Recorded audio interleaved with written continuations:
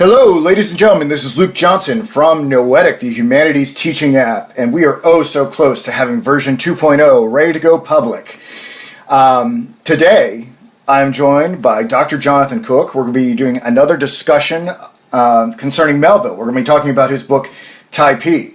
It's been about three and a half weeks since I read this book, so I'm going to need to have my memory jogged as we talk about this. But I do remember, because I was doing so much traveling when I was listening to it, how much I enjoyed it, because I was going through so many Native American communities, both up in Ohio and down south, and it made me see I guess, indigenous people with new eyes. And I know we're talking about different sets of indigenous peoples in this book, but I think maybe it can be helpful for understanding American history in some respect. Is that a wrong conclusion to make? No. I mean, Melville was a follower of Cooper. I mean, he read all of Cooper. His uncle, Melville's uncle, actually knew Cooper. His Peter Gansevoort, I think, overlapped with him at one point around Albany. So Melville was writing in the genre of white and European interaction with native peoples, and it just so happened that these were Polynesians and not Iroquois or Mohawks. So, and it's true that some people look at Typee and what they see is a captivity narrative, which is a tried and true genre in American history. With Mary Rowlandson. In the 17th century, and I think it was later 17th. So he is very much in the genre of dealing with native peoples from American history, and the Puritan settlement and the moving frontier and all that. I mean, that was the central issue of 19th century, 18th century, early 19th century American history. So he's just extending it to the frontier of the Pacific, which is where America was moving at this point. I have to plead ignorance, and I'm sure there are other individuals who could be helped out if you could make this clarification. Who was Cooper? Well, James Fenimore Cooper. Leatherstocking novels, Last of the Mohicans, Pioneers, The Pathfinder, The Deerslayer. I mean, he was the big action novelist of the 1820s, 30s, and 40s. He died in 1851. And I have much to catch up on. So he's the American, considered the equivalent of Walter Scott, Sir Walter Scott, who's writing about narratives of friction between English and Scottish peoples and various other parts of the world. So Cooper is imitating Scott. Melville's, to some extent, imitating Cooper, but on a very different level. But it made me think of Last of the Mohicans, the action-packed escape scene at the end of the book, and the Indian warfare scenes in some of Cooper's books. Recall some of the action in Typee, although that's not really what we remember most about the book. Well, so like I do with so many of our other conversations about Melville texts, I mean, can you tell us a little bit about how this book came to be? Yeah. Okay, so Melville, he himself had spent time in Polynesia. He shipped out in January 1841. And then in 1842, his ship arrived in the harbor outside the Marquesas Islands that he describes in Typee. And we should talk about this more. So he spent time on the island. We don't know exactly if he was with the Typee tribe. I mean, we don't have any kind of affidavit saying that that's exactly what happened. But he spent about a month somewhere with a native tribe on the Marquesa, one of the Marquesa Islands, and then he left. He got back to America in October 1844, and he had told his story to a lot of people on board ship. And then he told his family, and they said, "Oh yeah, you should write this down because this is a great story about your quote unquote captivity amongst these native peoples." So, and including the escape with from the whale ship with Toby, who was an actual friend of Melville's or shipmate. So Melville sat down and wrote out a narrative of his experience that ended up as the so-called novel of Typee, but he was really writing a memoir, and he was doing it both in New York City, staying with his brothers. He had two brothers who were lawyers in New York at this point. His brother Gansevoort, older brother Gansevoort, and his younger brother Alan. And but his mother and his sisters were living up in Lansingburg, New York, which is now part of Troy, New York. It's North Troy. So he was going back and forth. I'm not sure. I think he wrote probably half and half between Lansingburg and New York City. And so by the spring of 1845, he had a manuscript that he gave to his brother Gansevoort, who had been appointed as the secretary to the American legation in London, right? Because brother was going over because James K. Polk had won the election in 1844. And Melville's brother helped elect Polk by giving a bunch of speeches in New York and elsewhere. And so Melville's brother took the manuscript to London, and he shopped it around, and he got Washington Irving to read it, and Irving recommended it. And so he ended up with the publisher of Murray, which is a well-known, well-respected publisher of literature. But the book was accepted in a series of travel narratives. So the book was really marketed and published as a travel book, right. Not as a novel, not as a work of literature, but as a factual account of an experience in the Pacific by an American. And so the book was originally launched as a travel narrative, and of course it was one of many travel narratives in the list that Murray had, and so it was picked up in New York by Wiley and Putnam in a new series of books edited by a guy named Everett Dykink. So he was launched not as a novelist but as a travel writer, and this was a popular genre at the time. There were a few people who were making a good living writing travel narratives. Well, this raises so many interesting questions. Yeah, right? And I don't mean to cut you off, but it's just the questions that are screaming in my brain right now is, we've got this synchronization of fact and fiction, right?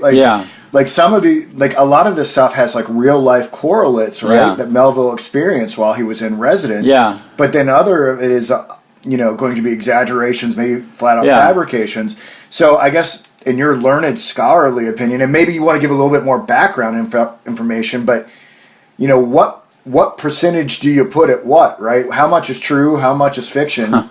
And then if we have this synchronization, right? It's not. It may have been marketed as a travel narrative, right? Yeah. As being an autobiography. Yeah. What are we dealing with if it's going in and out of reality? Yeah.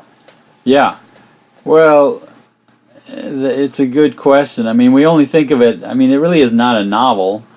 It is a narrative. The only reason we think of it as a novel is because the word novel has become pretty flexible, and because right.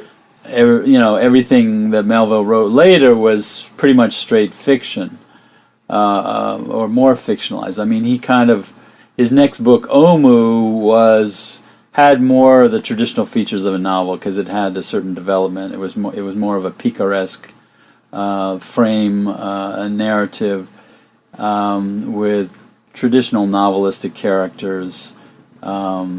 But Typee is really as much a work of anthropology and as anything else, because it's really a study of a tribe and their customs, and it just so happens that it begins and ends with sort of adventure to surround what is at its heart a study of a native culture that really tries to say, go from A to Z about all of its customs. Do anthropologists take it as a serious account, given the fact that there are elements of the narrative that could be fictionalized? I don't really know much about that. I'm not aware of any anthropologists.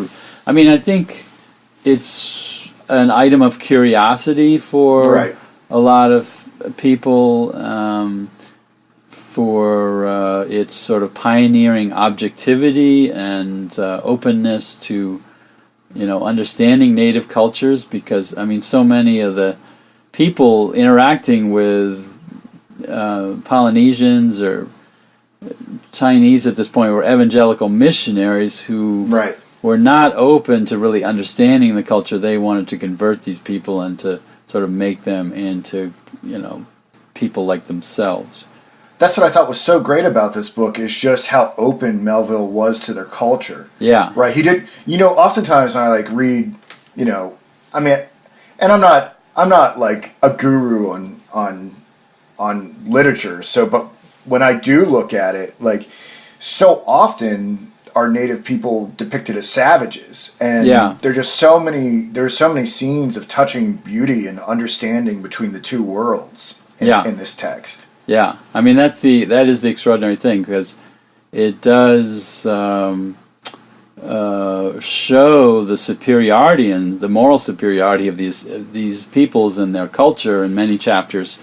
There's sort of a mixed estimation by the end of it, but most of the chapters are very favorable. In fact, Melville uses the Typee and the Marquesan peoples as a club to beat up European and American, civilization. it's this eternal debate whether civilization is worth it or not. Yeah, very much in a sort of Rousseau-ist type vein, but there's some really savage condemnation of the defects of American or European culture that he that are really Swiftian in their emphatic nature. And he, in fact, he read Swift, and he was definitely using some Swiftian devices to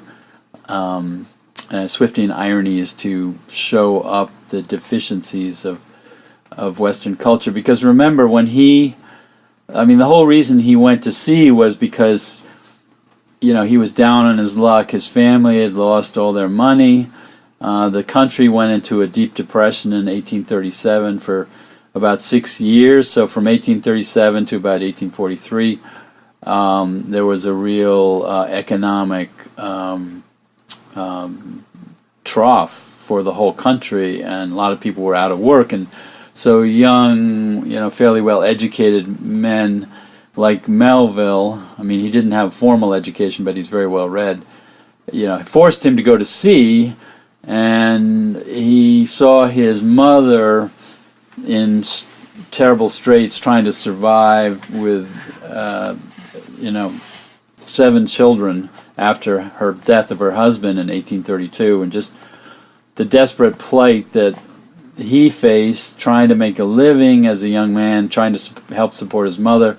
All of this, I think, contributed to his attack on the Western society and everything that's being centered on money, and the fact that an economic depression can just ruin everything. But these Typee peoples are just living off the land, and they have a very just society without formal laws, and they have a sort of formal sense of morality within them, and you don't see beggars and poor people and misery and starving and that kind of thing. Right. So you know what else was great about learning about this book is that it paired really well with Aldous Huxley's Brave New World. Yeah. Because one of the main characters, I'm sure you know this, but right, like John, one of the main characters in there, clashes with this dystopian Western world, and it was just a nice touchstone to be able to read and teach those books simultaneously. Yeah. So did you ever answer my question about what percentage of the book is real? And how we're to classify it, or is it uncategorizable? I think, like a lot of Melville's writing, it mixes genres, but I think first of all it's a travel narrative with fictional elements that I would say make up about maybe a third of the book. I'd say 2/3 is based on fact, and it has. It's a romance is the name of fiction at the time that involved sort of imaginative exaggeration sometimes. It's an adventure narrative. So I don't know. It's really sort of an amalgamation of all you can say is that it's a narrative. Travel narrative cum pseudo work of fiction.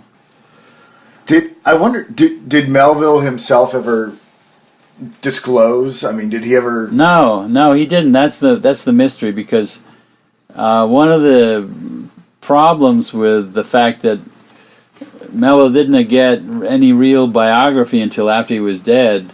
No one was there to really interview him about this, and people sort of, when they read Typee, they romanticized and they assumed it was all fact, so they didn't question anything. But I think his wife, after his death, or at some point, Elizabeth Melville said that Melville never was that worried that he was going to be eaten by cannibals. These people were, probably cannibals, but he may have elaborated it so that he was more of a captain than he really was.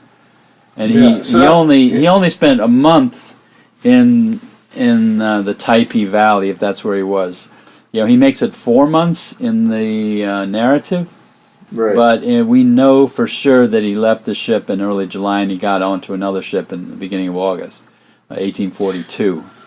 Well, that raises the interesting question. So, was there really cannibalism going on here? You say he wasn't that worried about it, but there was still the possibility of it. And, I'm super fascinated. I study a lot of ancient texts, a lot of ancient cultures and stuff like that with this sort of period of self-discovery that I'm going through, and you start to notice these patterns. What did cannibalism, if it existed, what did it mean to these people? Well, as Melville, Tomo, I should say, as he explains in Typee, yes, they did practice cannibalism on the bodies of enemies, right, as a way of ingesting their spirit, their power. So I don't think there's any hard evidence of cannibalism amongst the Marquesa, but they had the reputation for it. Just like the Fiji Islanders, the Fijis were the most famous cannibals. There's no doubt that they practiced cannibalism. The Maoris, I think, also there is more evidence that they practiced it as well. So, there's all kinds of controversies today in anthropology about how extensive cannibalism was, whether it really existed, but I think there's no doubt that it did exist, and it was not, it was always on enemies, and it was done in a very limited manner, so that it's kind of interesting because Melville in the book, he tends to sort of justify their cannibalism by saying, Western societies have done much worse by the treatment of criminals who were, used to be torn apart, drawn and quartered, and so the savagery of of the Europeans equals or is worse than these people for these minor acts of eating people. But on the other hand, he uses cannibalism as a motif to express his horror with this aspect to the Typee society. But it's part of his fear of being tattooed as well, because really the first reason he wants to leave, desperately wants to leave, is they want to tattoo him. They want to mark him as one of their own. And then it's after he sees the remains of the cannibal feast that he decides he has to get out of there immediately. So he uses... It's always so interesting. It's always so interesting to me that Westerners use the whole cannibalism thing as a way to assert some sort of moral superiority. Yeah, it's interesting. It's built into it's built in religious traditions. Right? Like you can make the case that I was going to say you can make the case that transubstantiation is a form of cannibalism, right? You know? So. I know it's a different sort of thing, but it's I don't know if it's as foreign as we think it is. So, So anyway, it's a old tradition, and I read an interesting book about cannibalism in nature, and it's all over the place. I mean, all kinds of species eat their young, or they eat. Females eat the male after intercourse, like praying mantises. Mate, and then the female chews off the head of the guy who's the male who's on top. So it's all over the natural world, and so so I don't know. I'm not justifying it, but it is. It's been a long associated with human history for a long time. Most definitely. Yeah. So, all right. So, what about this? What about how does the Christian myth of the fall from paradise map onto the novel and the Typee people? Well, that interests me in particular. I'm fascinated by Melville's use of religious symbolism and myth. And as it happens, I actually wrote an article about this, which I'll just summarize briefly. Please. The article was called Typee and the Myth of Paradise. Where can we find this article? Well, I have it right here. It's in this volume of Critical Insights. It's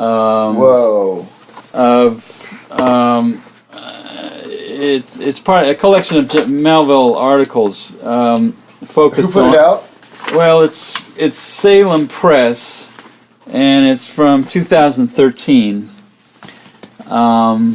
It looks great, and it's a series called Critical Insights Herman Melville, and they've published other volumes on Critical Insights Moby Dick, Critical Insights on Billy Budd, and I've had essays in those two volumes too. So, briefly, what I'm arguing is that Melville uses the story of the fall, the myth of paradise from the first chapters of Genesis, Genesis 2, 3, 4, or 2 and 3 basically. The myth of the creation of paradise and then the fall of man and the beginning of original sin.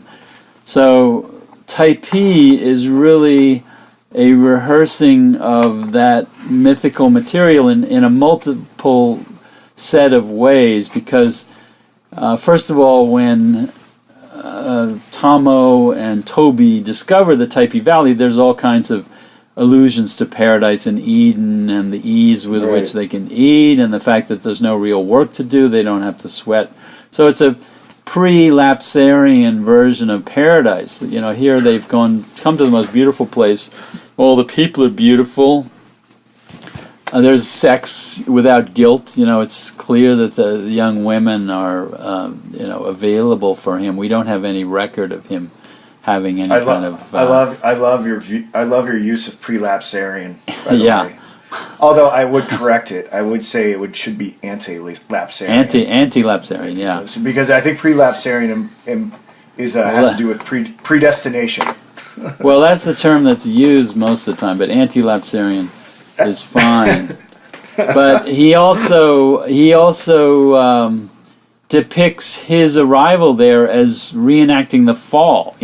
because he himself, even though he forswears all the oppressions of Western society, sympathizes with the Typees, he hates the fact that Westerners have ruined the cultures of Tahiti and Hawaii, the Sandwich Islands as they're called, because they brought these missionaries who have sort of degraded the people, and they brought venereal disease from the sailors. So he is happy that the Typee seem immune to that, but then his departure from the island actually reenacts a kind of fall, because he seems to be killing this chief Moe who is swimming out to keep him captive, right? He has to take a life by stabbing the guy with a boat hook to keep him from keeping the boat from escaping to get Tomo out of the valley. And so it's a reenactment of the fall that's kind of inadvertent in spite of all of Tomo's desires. He himself seems to be inflicting a sort of the same kind of harm on their culture that Westerners have brought to them, like Captain Porter. He describes this visit during the War of 1812 by an American captain who devastated the valley with fire and destruction while he was in the process of hunting down British whaling ships as part of the fight against England in the War of 1812. Some of the other aspects, though, are that he recognizes that this is paradise. It's the perfect society, but at the same time he comes to the conclusion that there's no challenge for the Typee people, so they are perpetual children. So in a way, it's a critique of paradise, because there's no real maturation possible in this culture, and all they do is play games. And I mean, their work is, whatever work they do is always done with this sort of very hilarious spirit, but they don't have any challenges to make them develop as people. They play when he plays the game of this pop gun war that he reenacts with them. It's like a child's game of shooting these little, I don't know what the objects are, but it's a game that he plays. So it's a critique of paradise, even though it's a praise of the culture too. Right. And it's we're all trying to get back to that to some extent, right? But then he gets back to it.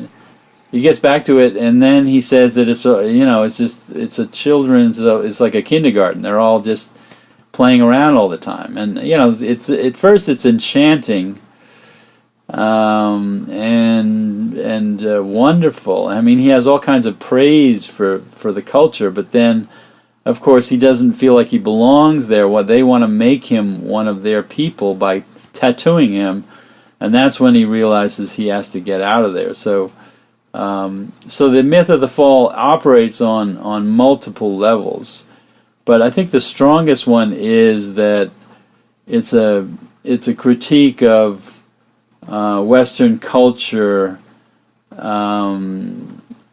saying that it really doesn't have to be this way. It's the myth of the noble savage, because Melville is very much in the camp of Rousseau and others who are decrying the corruption of native peoples through the expansion of American power and British power and French power. The imperialist impulse that was active in Polynesia at this time, because obviously the book begins with the French in the harbor there as his whale ship arrives, and then so the French and the British were contesting for colonial domination of the Marquesas and Tahiti and the Sandwich Islands during this whole period in the mid-19th century. There are a couple things I wanted to add to this. If anyone's interested, Simone de Beauvoir's The Ethics of Ambiguity, that sort of interpretive lens for this particular issue, I think would be super helpful, because she talks about this notion of metaphysical privilege, which seems to be talking about this perpetual state of of of being a juvenile that the Typee people seem to exhibit in some way. And I had to go back and check because I wanted to be sure. Both anti-lapsarian and pre-lapsarian are acceptable. Okay. Are acceptable. And in fact, I have to apologize to you. I think pre-lapsarian is even more appropriate because anti-lapsarian has two meanings, whereas pre-lapsarian has just one. Okay. So well, you were right and I was wrong. That's fine. I'm just not. I'm not familiar. I may have heard anti-lapsarian, but most of the literature books I read or whatever I've read about the subject uses pre. I was being snooty. I was investigating some Puritan theology, and I was throwing the words around. Well, it's amazing. It's amazing how much theologians have dwelt on this in the past. The Puritans, I mean, they would have all kinds of terminology to determine these factors. I mean, how that was the big issue for the end of Calvinism, the Unitarianism. You know, how much do we inherit the sin of Adam? I mean, is it are we lineal descendants of that? Can it somehow affect us today? And so there's some of the other terminology that I learned for that was like infralapsarian and there's all supralapsarian, supralapsarian, and also Kierkegaard takes up this issue in the concept of anxiety. So if you're interested in looking at it from an existential point of view, that he's pretty preoccupied with it there. Yeah. So would you like to say more about the concept of the fall in Typee, or should we move on? I mean, I've pretty much summarized what I need to say. If I think of something else, I'll just throw it in. So I was hoping you could comment on some of the characterizations of the native characters in the narrative. Yeah, well, actually, let me just say, as far as the myth of the fall goes, it's interesting because Tamu's fall comes from his sight of the cannibal remains, which is kind of like the original sin of the Typees, you know. Oh. Even though they're living in paradise, there are no snakes in the valley. He makes a point of saying that. So the cannibalism is sort of the little secret evil that slipped in somehow. And that so, it's the act of eating. That was their bite. Yeah, they weren't eating an apple; they were eating their enemy. So that's the thing that drives him out of there. The discovery of their evil, which makes him perpetuate more evil on them because of their inability to let him go. I mean, they've really become bonded with him, because he's such a rarity as a white person in their valley, that they want to make him one of their own. They want him to integrate with the people there. So, it's interesting because the characters that you get to know most are the chief Mehevi and the honorary family he lives with, Marheyo and Tinor, and then Kori is sort of his bearer and his brother. And then there's, of course, Fayaway, who is the perfect young lady who is his companion, and it's almost like you don't know whether they're friends or they're boyfriend, girlfriend. But one of the things Melville does to make it more realistic is that he often compares, in a comic way, some of the actions and attitudes of the Typee people to traditional Western societies and some of the silliness of upper-class society and culture. So he sort of humanizes these people by comparing them to like Broadway bucks or fastidious society women or whatever, by making these odd comparisons that ring true when you read them in the narrative. So you have these other characters who emerge with distinct personalities. I mean, not that much of the book describes this. They're sort of type characters, but they have distinct personalities, and of course his companion Toby is an amusing sort of sidekick. The two of them launch out to find the Typee Valley after leaving their whaling ship, and of course this is based on the guy named Toby Green, who was actually with Melville on his ship when they left and climbed into the mountains to escape. And Toby's he's a picaresque character because he and the narrator have an amusing experience climbing over the mountains to find a place to stay away from their ship that is going to have to sail without them after, I think, about 10 days. So Toby, who was a real-life character that Melville, later on met up with after the book was published, he's a semi-fictionalized character. Tomo or Melville is recreating the conversations he had with Toby, but they're pretty much based on what seems to have happened at the time. But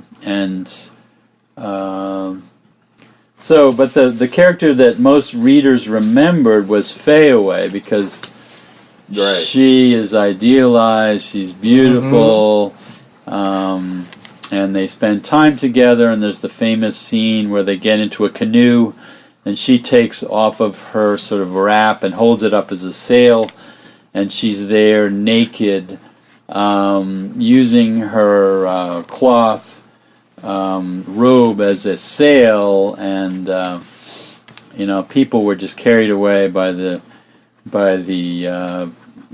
romance of this character, and there were all kinds of questions about whether Melville actually had a native girl as a girlfriend, and whether he left a child behind. There was some person who was spreading rumors later on that Melville had an illegitimate child he left behind, which I think is total, ridiculous. But we don't really know what he did with the native women there, but their religion, the Marquesa religion, is an amazingly sexualized religion. So their idea of worshiping God is pretty much having sex. In the book it talks about how Typean women have two husbands at least, and there's sort of polygamy, but the women have the multiple spouses. Interesting. Because they're more men than women. So, but what he doesn't say is that there was lots of sex going on amongst the Typee people and the Marquesas people.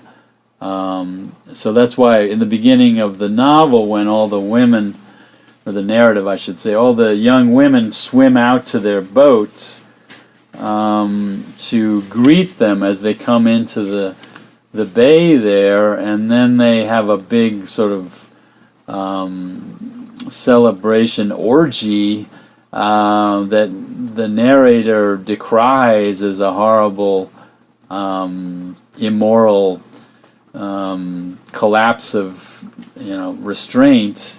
This is based on what would actually happen for a while before the local people realized that this was just spreading more and more venereal disease around these areas. So there's an interesting book on Marquesa religion by a guy named Robert C. Suggs, who's an anthropologist. He was writing the book, I think, in the 1950s, and he wrote. He was actually probably the best known anthropologist on Marquesan culture. I think he's still alive. He was living in Boise, Idaho.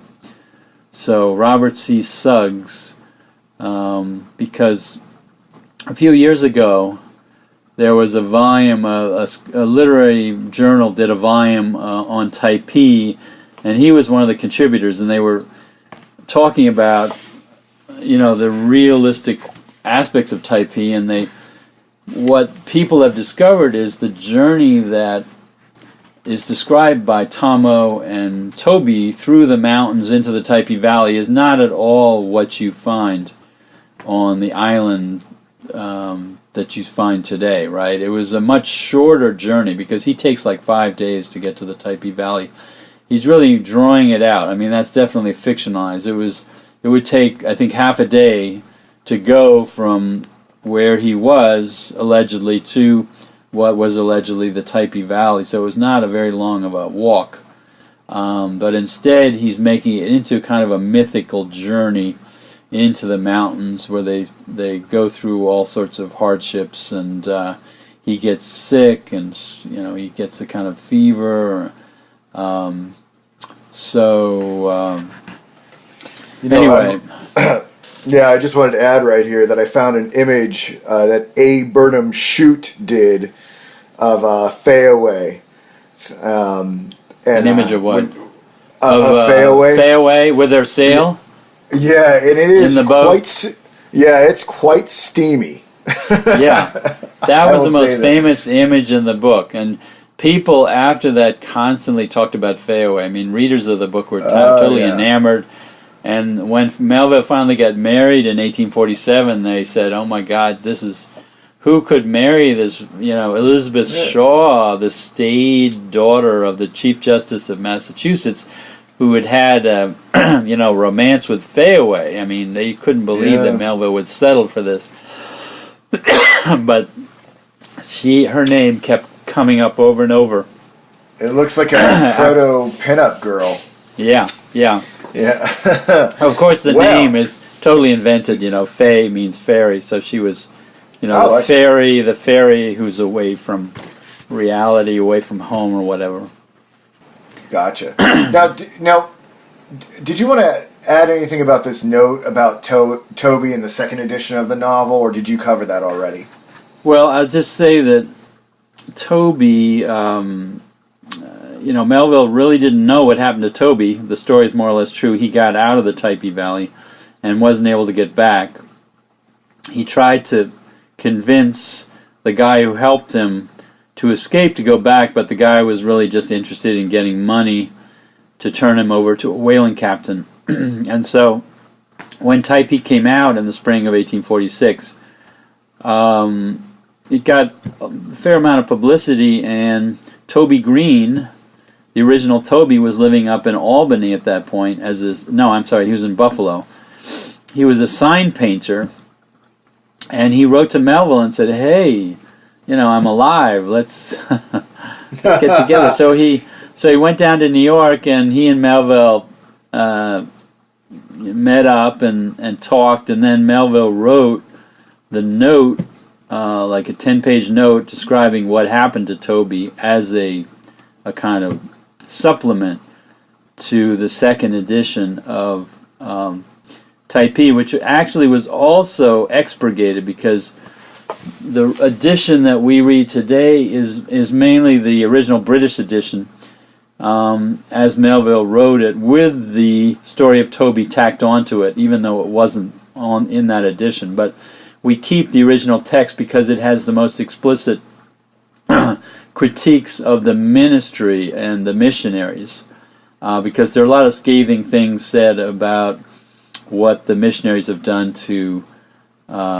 people and the native peoples in the Sandwich Islands and in Tahiti, and this didn't go over well with the missionary and the religious press. When the book was published, it got pretty harsh reviews from that sector of the publication world, because religious publications were very extensive in 1846 when the book came out. There were all kinds of. Each denomination had a magazine. Baptist,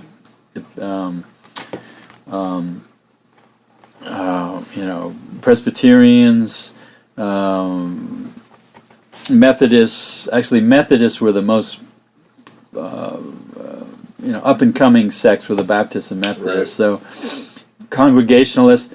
Anyway, they did not appreciate having Melville critiquing their efforts, because that was a focus for Christianity at the time, converting all these native peoples because it was in the New Testament. You go out and you spread the word, and it's just that Melville had been there and seen what happened when this took place and how the people were sort of barbarized by conversion and taken advantage of, and they kind of lost their native cultures. And they didn't really gain anything with the arrival of these missionaries and their the businessmen and the whaling industry that used, say, the Sandwich Islands as a base. So did it get any positive literary reception? Actually, most of the reviews were positive. I mean, most of the non-religious publications. Right. And some of them were quite ecstatic. I mean, people loved the book, and it was Melville's most popular book throughout most of his lifetime. I mean, people just loved it, and they couldn't accept the fact that it was just one book of many. I mean, because it was so fresh and engaging and entertaining, and so it was not as challenging as his later fiction, and as I said, it was like a captivity narrative that they had been reading for the last 150 years, and so most of the reviews were positive, and people. Hawthorne reviewed it up in Salem, gave it a nice review. Whitman read it and loved it, right on, and reviewed it, and a very brief review, and so it really made a splash, and enabled Melville to establish himself as a writer, because he really had no idea what he was going to do professionally. I think after he got back from his whaling voyages. And then his final voyage on the United States as a warship, he sailed from Hawaii or the Sandwich Islands over the space of about a year back to Boston, and then he got out in October 1844, and he just sat down and started writing, and that was his launch as a writer. Of course, he was pretty well connected with his family, and his brother Gansevoort knew some people in New York by that point, and he was helped out by Washington Irving reading it in London. So on the strength of that novel, he went ahead and wrote a sequel called Omu, which is a more traditional novelistic narrative about his time in the Tahiti, and it's a really wonderful book. Very funny. It's actually Melville's funniest novel. Very entertaining. If you read Omu, it's just a joy to read because it's so amusing. Dude, but it does have some more criticism of religious missionaries in Tahiti. But it has a wonderful companion. The kind of Toby character is a doctor who a sort of humorous character, and the two of them go roving around Tahiti, trying to scrounge a living, so that recounts the experiences that he had after he left the Marquesa Islands. He took a whaling voyage and he ended up in Tahiti. Did anyone try to do productions of either of these books? Because I'm just as we're talking about it here, I'm thinking about how great they would be. Yeah, how great they would be as a movie or a theatrical performance. I'm not aware of it. Well, I never did documentary. Yeah, Omu would make a funny book. I mean, a movie. Funny play or a movie. Yeah. Play. Typee. I could see Typee. I could see Typee being a movie, definitely. Yeah. Don't you think? Yeah. Certainly with the the drama. I mean, there's certainly Yeah. enough action in the beginning and end, and yeah, there have been documentaries about visiting the Marquesa Islands. I mean, it's always fascinating to see what the islands look like now. Of course, they're French possession, and they're mainly given over to harvesting coconuts and some other products of the region, but. Well, you've told me a little bit about how it fits into his authorship. I mean, what about for you personally? I mean, how does this rank for you? Because I thoroughly enjoyed it. I mean, I'd say it's in the top third of the books that we've covered. Yeah. Of his, for me personally, I mean, I put it up there with Moby Dick and Pierre, and yeah. Well, I thought it was one of the better ones. I mean, it is a wonderful book. It's got a charm to it that is, but it's just a function of Melville's style. He's such a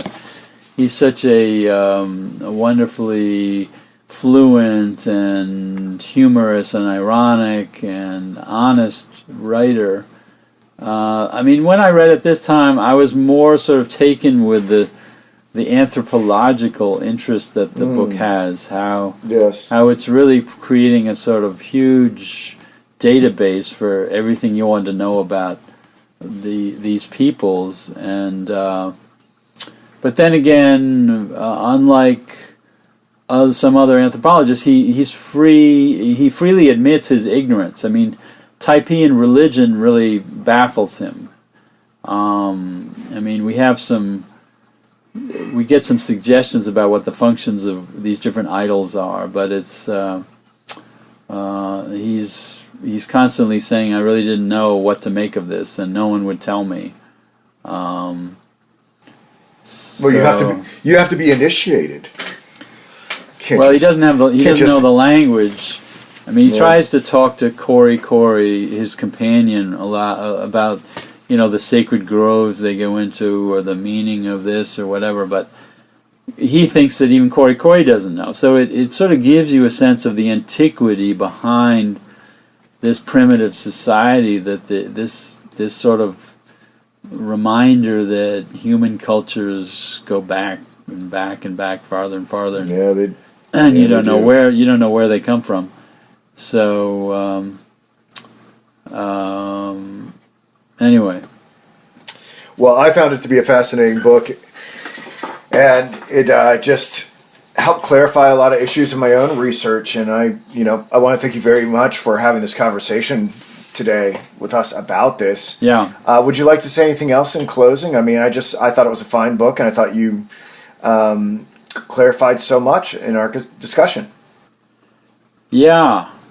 Well, it's just the point is to just go out and read it, see how it fits into Melville's oeuvre, and I think in a way Melville, he made his reputation with his book, but then it became a kind of albatross for him, because later on people kept saying, "Well, why don't you write another Typee? We want another Typee." It's almost like they didn't want to move on to more complicated fiction. I mean, it was just getting too complex when he was writing Moby Dick and Pierre. So Melville, he makes fun of the fact that people always associated with him with Typee. In fact, they called him Typee. That was his nickname. Melville. Interesting. Yeah. So he, in a way, he came almost to regret it as a book that people just got hung up on, without realizing that there was so much other, more sophisticated fiction that he produced. So that's a bit of an irony there. Yeah. Victim of his own success. It's a little like people who get hung up on like the early Beatles and just can't deal with the psychedelic stuff. Yeah, right. Bob Dylan, same deal.